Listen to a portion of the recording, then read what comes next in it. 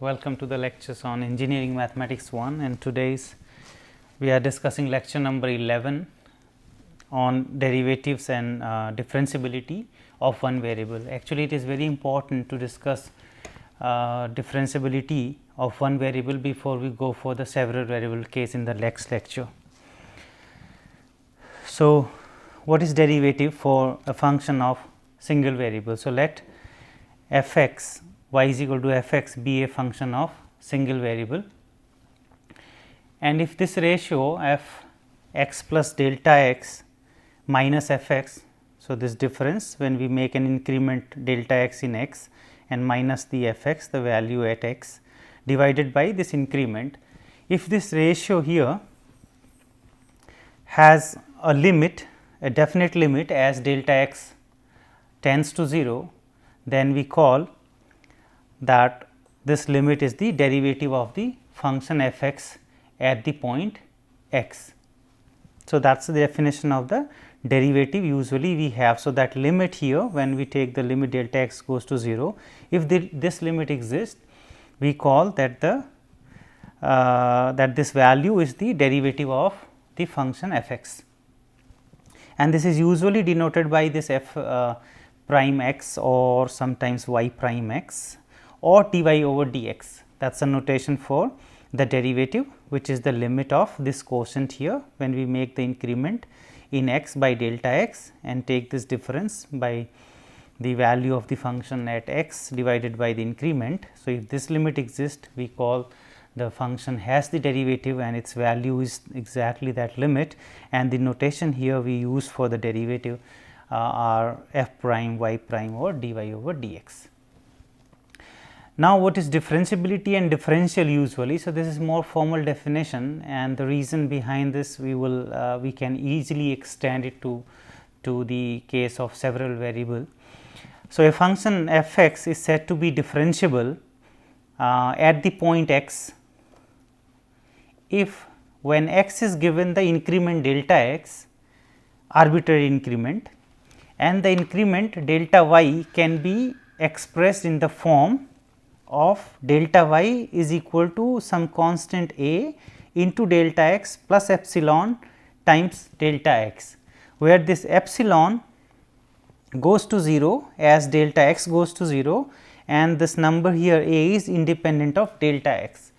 So, the point is that this f x is said to be differentiable if we can write down the increment delta y when we give the increment delta x in x. So, there will be an increment in y that is denoted by delta y.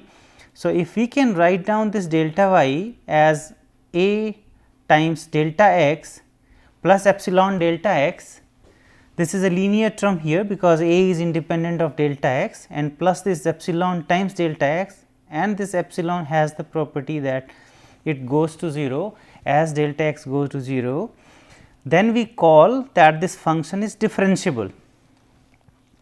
And the first term on this right hand side, that means this a times delta x.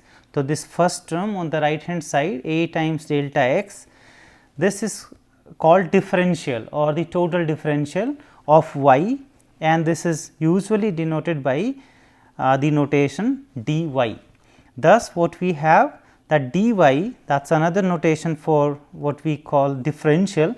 So, dy is denoted by this a times delta x. Those are the linear term in this expression of this delta y. So, again this delta y was the increment. So, this delta y is as f because the function is y is equal to f x. So, delta y is f x plus delta x when we make an increment in x by delta x and the difference. So, the f x. So, this delta y is f x plus delta y minus x. So, if this increment here delta y we can write down in this form. So, this linear term a which is independent of delta x times delta x and plus epsilon delta x, then we call that the function is differentiable, and this epsilon very important that it should go to 0 as delta x goes to 0, and this a should be independent of delta x. So, if we can do that, we call the function is differentiable.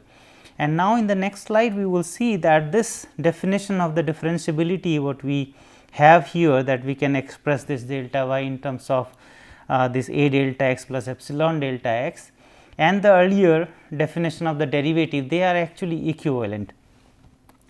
So, let us move to the next slide here. So, here differentiability and the derivative, what is the relation, or basically they are the same, what we will observe now here. So, the necessary and sufficient condition that the function y is equal to f x is differentiable at the point x is that it possesses a finite derivative at this point. So, as written here, it is necessary and sufficient. That means, if a function is differentiable, we have given already the definition of the differentiability. So, if a function is differentiable, then it will have a derivative at that point, or if it has a derivative at that point, then the function must be differentiable at that point. So, the conclusion is that both the definition what we have given earlier, the derivative and the differentiability, they are basically the same in case of the single variable. So, now we will see that differentiability implies the existence of the derivative at a given point. So, suppose the function y is equal to f x is differentiable. So, we assume that the function is differentiable, and what this will imply as per the definition, that we can express this delta y, increment in delta y, when an increment in x is given by delta x.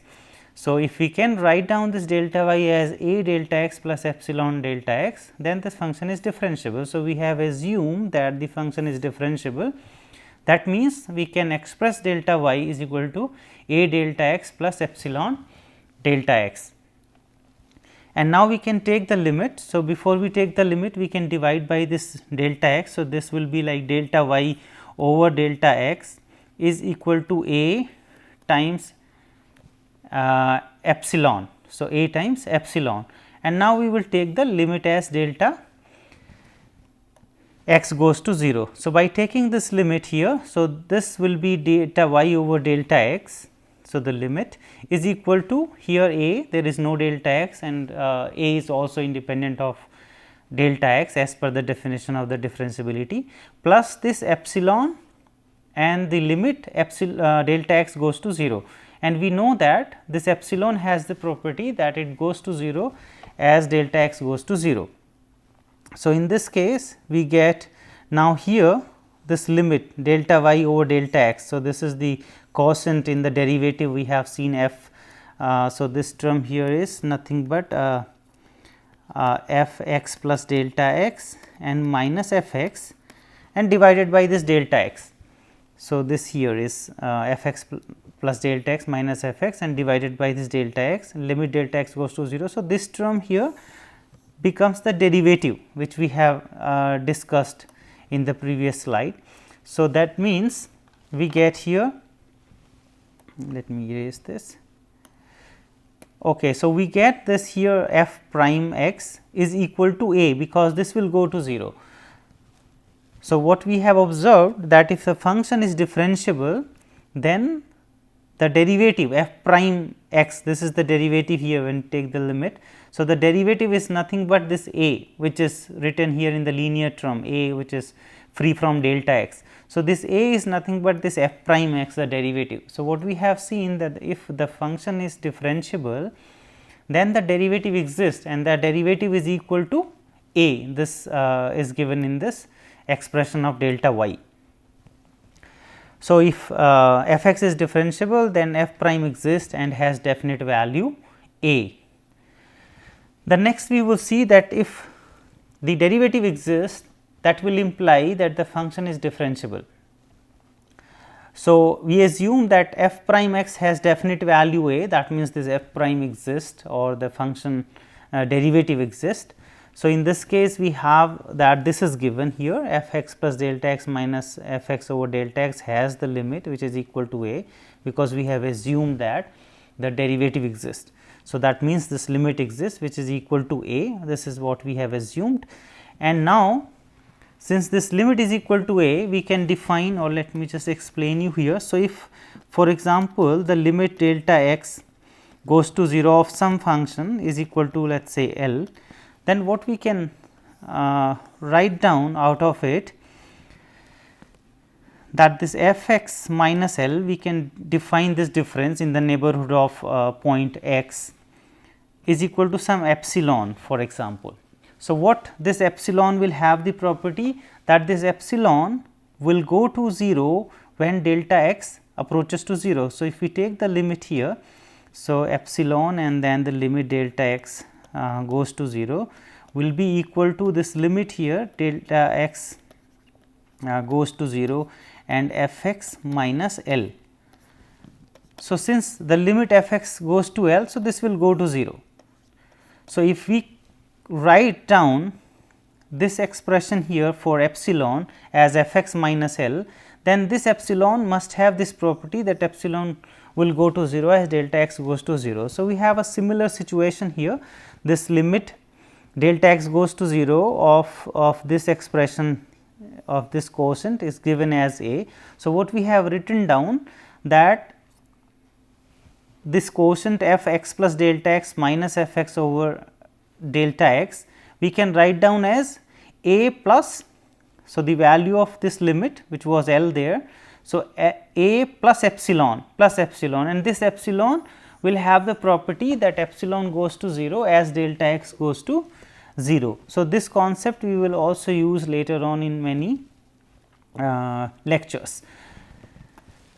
So, having this, now out of this limit we have introduced this epsilon which has this property that it will go to 0 as delta x goes to 0, because we know that this limit of this quotient is nothing but A. So, this epsilon must be 0 as delta x goes to 0.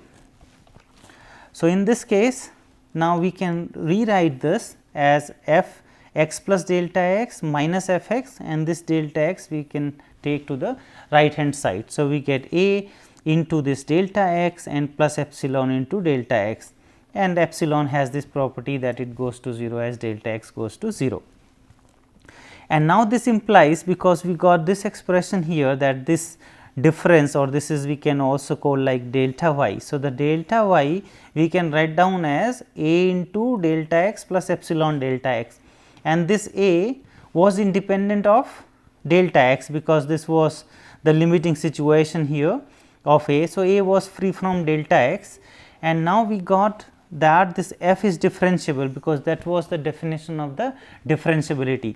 So, this implies that f is differentiable. So, what we have learnt now, that the differential of the function which we have introduced as dy, which was this term A into delta x. So, this differential of the function is the product of its derivative, because A is nothing but the derivative of this f, and the arbitrary increment delta x. So, this term here is delta y, yeah, oh sorry, dy. So, the dy which is called differential is nothing but the product of its derivative and the increment delta x of this independent variable, or we can write down simply that dy is nothing but the f prime x and delta x. What else we have learned, that having the derivative or having the differentiability, they are basically the same concept when we are talking about function of one variable. Well, so moving next to the geometrical interpretation of differential. So, we are talking about the differential. So, what do we mean here in geometry now?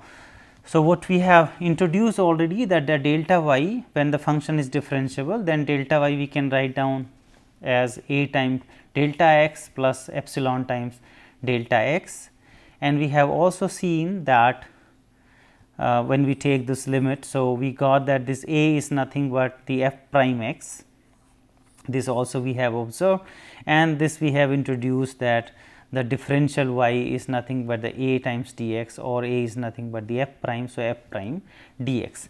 Now, we will see here what do we mean by this increment and this differential in terms of the geometry. So, let us consider here we have the function y. So, this is x axis and this is here y axis.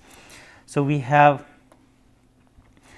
this curve y is equal to f x, or the function of one variable, and let us take a point x here. So, the value on this curve. So, the point here is x and f x. So, this value here, the height is f x.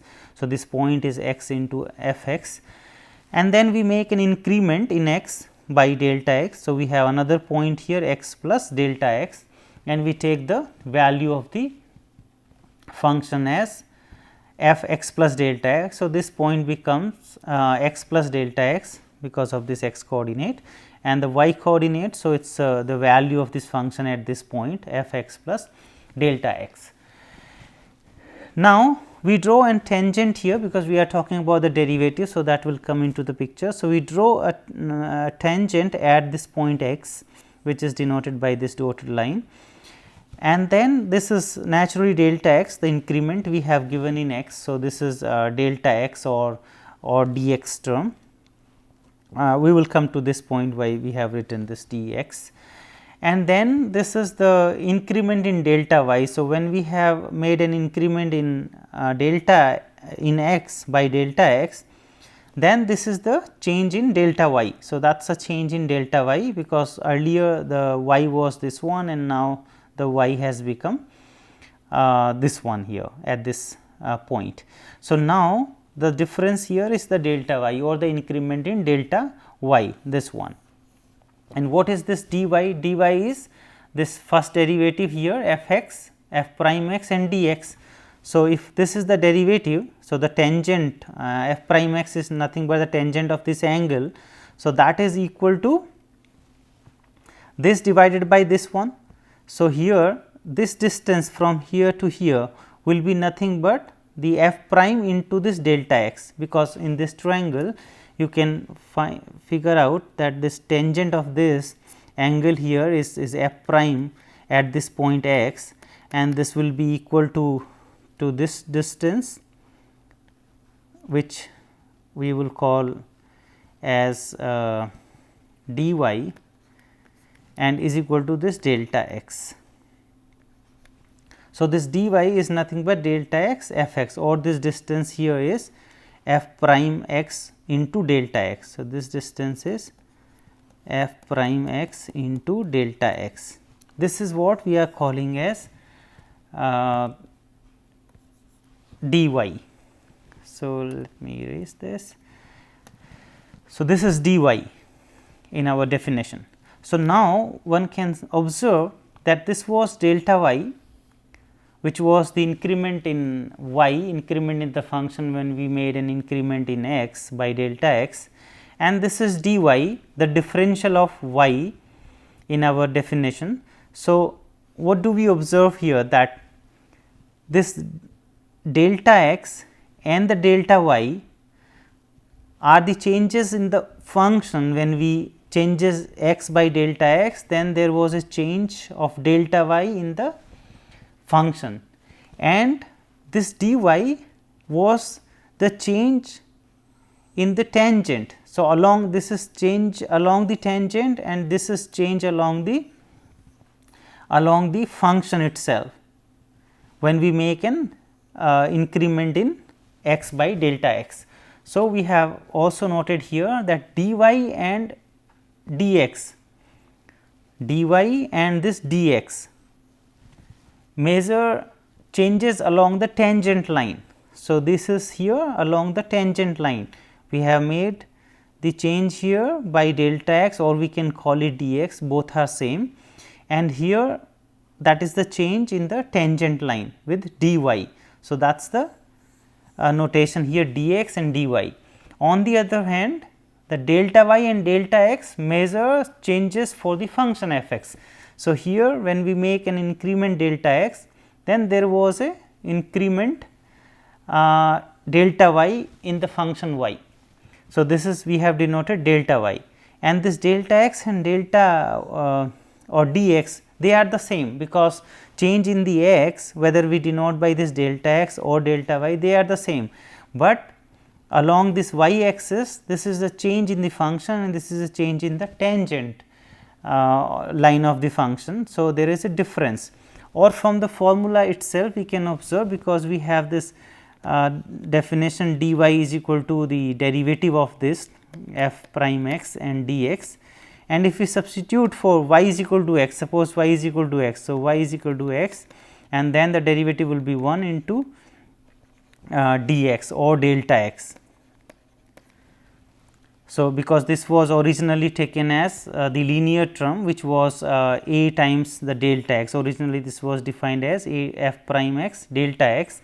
So, the dx will become just the delta x, or we can understood from this note that dy and dx we take the notation, the measure changes along the tangent line. So, we have the dx and we have the dy, and then we have again this delta x, and then we have here delta y. Okay, so, now we have the geometrical interpretation for the differentiability. Again just we have rewritten that definition. So, a function y is equal to f x is said to be differentiable at the point x naught y naught if it can be approximated in the neighborhood of this point by a linear function. So, this is another interpretation of the differentiability we have written earlier in terms of that linear expression and then epsilon delta x. So, here also we have another interpretation that this function is said to be differentiable if it can be approximated in the neighborhood of this point by the linear function. So, what do we mean by this mathematically? That f x, if we can approximate this function in the neighborhood of this x naught y naught point by the linear function. So, this is the linear function here f x naught plus x minus x naught a plus epsilon and again this x minus x naught. So, this is a similar definition what we have earlier. So, if we bring this f x naught to the left hand side, this will become like delta y, and we have here delta x here and a terms plus epsilon and again delta x, the change in x. So, but here now we are talking about that if we can express this f x by a linear function in the neighborhood of x naught y naught point. So, what does that mean? This is the linear function and plus we have epsilon and this x minus x naught. Note that this epsilon goes to 0 as x goes to x naught. So, this term is pretty smaller because this is also going to 0 and this is also going to 0. So, we have somehow the quadratic term in terms of x, the difference x minus x naught, and we have the linear term here in terms of x minus x naught. So, that means this function we can approximate by this linear function at least in the neighborhood of this point x naught. So, this is a linear function of x, and the equation of the tangent of the curve, this is nothing but the equation of the tangent at the point x naught f x naught of this function y is equal to or curve y is equal to f x. So, again like this is x axis y axis here, and then we have some curve y is equal to f x, and at this point x naught, this is a point x naught f x naught. If we draw the tangent, then what we want to say here, that if the function is differentiable, then we can approximate in the neighborhood by a linear function, and the accuracy of this linear approximation will depend that where we take x. For example, if x is this point, this is very well approximated, and if it is a far point from this x naught, then we are not approximating well. So, at least in the neighborhood of this point, if we can approximate by a linear function, then we call this function as differentiable, or equivalently or mathematically if we can write down this f x in terms of the linear function and plus the epsilon and this the difference x minus x naught, and this epsilon also goes to 0. So, then this is not the linear term in terms of this difference, it is a non-linear term here. So, we have this linear term plus this non-linear term, and this is the equation of the tangent which we have written down in this case. Now, the testing of the differentiability, what we have learned so far. So, we have basically the three concepts. One was the existence of this derivative, which is evaluated by this quotient and taking the limit. So, if this limit exists, we call that the function has derivative, or the function is differentiable because that was equivalent to the differentiability of the function, and we have denoted this by f prime x or dy dx or y prime. The second concept we have seen that the delta y is equal to dy plus epsilon delta x, that we can write down this expression in terms of dy and epsilon delta x, and the dy was a into delta x, the increment, and this is called the differential term. So, this is another way of testing differentiability, that we can write down this delta y in this form. The third one was which can be deducted from this term itself. So, the delta y, and we take this dy to the left and divided by this delta x, and then take the limit, since this epsilon goes to 0 as delta x goes to 0. So, this expression must be 0. So, we can use either this one to test the differentiability, that this quotient must be 0, or we can use this one, or we can use the derivative one. We have the three concepts. So, the example one, we will show now that the function f x is equal to x square is differentiable. It is a pretty simple. So, we have y is equal to x square, and then the delta y, that means f x plus delta x minus f x, this will be equal to. So, here f x plus delta x, that means x plus delta x whole square and minus f x. So, minus x square. If I expand this, you will get x square plus delta x square plus 2 times x delta x minus x square. So, this term get cancelled, and we will get 2x into delta x and delta x square. So, we get precisely here 2x delta x and into delta x. So, we have this form, this is a times delta x and the epsilon times delta x. So, here this epsilon naturally it goes to 0 as delta x goes to 0. Here this term 2x is a, the delta x is given. So, we have that format which we have used for the differentiability. That means, this function is differentiable, and the derivative value, which is this a, the term sitting with this delta x in the linear part, is f prime x, and this is epsilon. So, this implies that the function is differentiable and its derivative is 2x. Alternatively, we can show that this quotient here f x plus delta x minus f x over delta x by taking this limit delta x goes to 0. So, again here f x minus f delta x is given already there. So, we have the 2x delta x and plus delta x square term there, and divided by delta x, and then we will take the limit at delta x goes to 0. So, we have here this 2x term and plus the delta x term, and then we take the limit as delta x goes to 0. So, this will go to 0 and we will get only 2x. So, we have this showing that this limit exists for whatever, for any value of x. So, the function is differentiable in the whole domain, or we can also show that this here the ratio. So, when delta y minus dy, if we take, so this is delta y and minus this was dy. So, we take this will be delta x square, and when we divide by delta x, so we will have delta x only, and taking this limit delta x goes to 0, this will go to 0. So, that was another the third concept of showing the differentiability, either by expressing this delta y in this format, or alternatively taking this quotient here and limit if this exists, or this one. So, here this example shows that y is equal to x square. We find delta y and dy at x is equal to 2, when delta x is equal to 1, delta x is equal to 0.1 and delta x is equal to 0.1. So, the point here x is equal to 2, and these are the increment. So, we have the delta y is equal to f x plus delta x minus f x, and the dy is given as f prime dx. So, if we make this table here, so for example, this value we can evaluate here delta y is f, the x is 2 plus delta x we take first as 1. So, 1 and minus this f 2. So, here this is f 3 and x square. So, 9 and f 2. So, x square this will become 4. So, this value is 5, and so here it is 5, and now dy. So, simply from here f prime is 2x. So, 2x into dx, or dx is delta x is the same. So, here 2 and this 2x. So, this will be 4 and dx is 1. So, we will get 4. Similarly, while taking delta x, we will get this 0.41 and dy will be 0.40, and while taking a smaller delta x, we will get delta y as 0.0401 and here we will get 0.0400.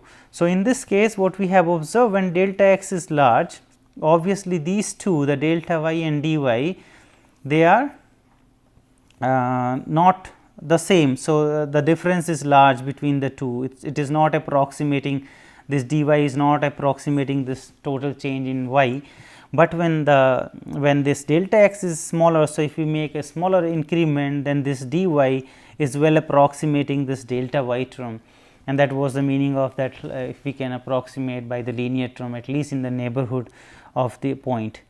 We can also test the differentiability of this function f x is equal to x square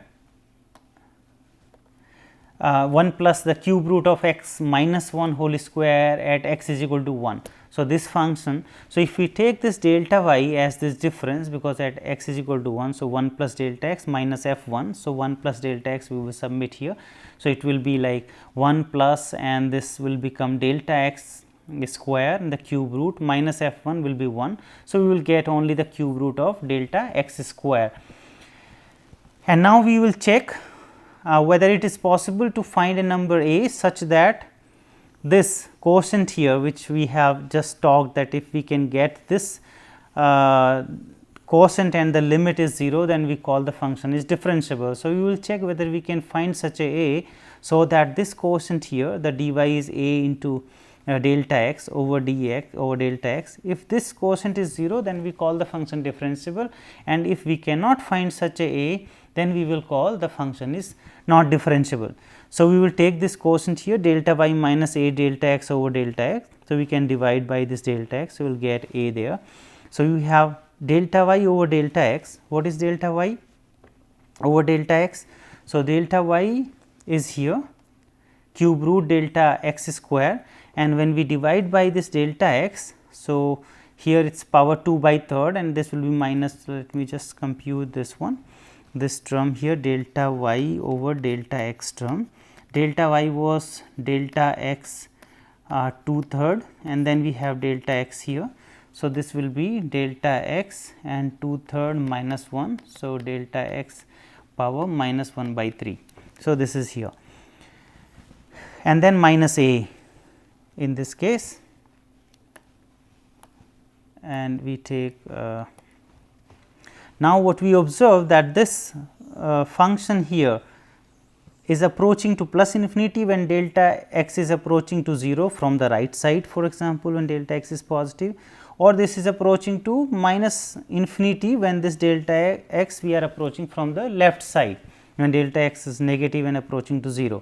So, in that case this limit, whatever a we choose, this will be plus infinity when delta x approaches from the right side, when delta x approaches from the left side, this will become minus infinity irrespective of this number a. So, meaning that we cannot get such a constant, so that this quotient has a finite limit, or sorry, the 0 limit, this should be 0 for the differentiability. So, we do not have such a finite number a, so that this quotient has the limit 0 as delta x approaches to 0. So, this limit in fact does not exist. So, in this case the function is not differentiable at x is equal to a. So, coming to the conclusion, we have seen that this function is said to be differentiable if we can write down delta y in terms of this expression a delta x plus epsilon delta x, where a is independent of delta x and epsilon is a function of delta x such that epsilon goes to 0, delta x goes to 0. This was one definition we have discussed, and this term a delta x is called the total differential of y at this point x y, and is denoted by delta y, and the value of a is nothing but it is the derivative of f at x. Again we call a function y is equal to f x differentiable if this quotient exists, which we call derivative, but both the definitions were equivalent we have seen. And what we also realize now, introducing that differential dy is equal to f prime dx, that this is not just a notation for f prime, but this ratio of the two differential, because dy was f prime into dx makes sense. So, writing this dy and dx separately makes sense, and that we will also use now in the next lecture, which will be on the differentiability of the two functions. And very important that we first understood this differentiability of the function of one variable, mainly these three concepts, having the derivative and then this linear expression, and also writing that limit to 0 gives us differentiability. So, there in case of the two variables, what we will see that just having the derivatives, whether partial derivative with respect to x and partial derivatives derivative with respect to y, will not help or will not be equivalent to differentiability. The differentiability will be a different concept than having just the partial derivatives, though in case of one variable, if we have the derivative of the function, then the function is differentiable, or the other way around. So, that will be in the next lecture, and these are the references we have used to prepare this lecture, and thank you very much.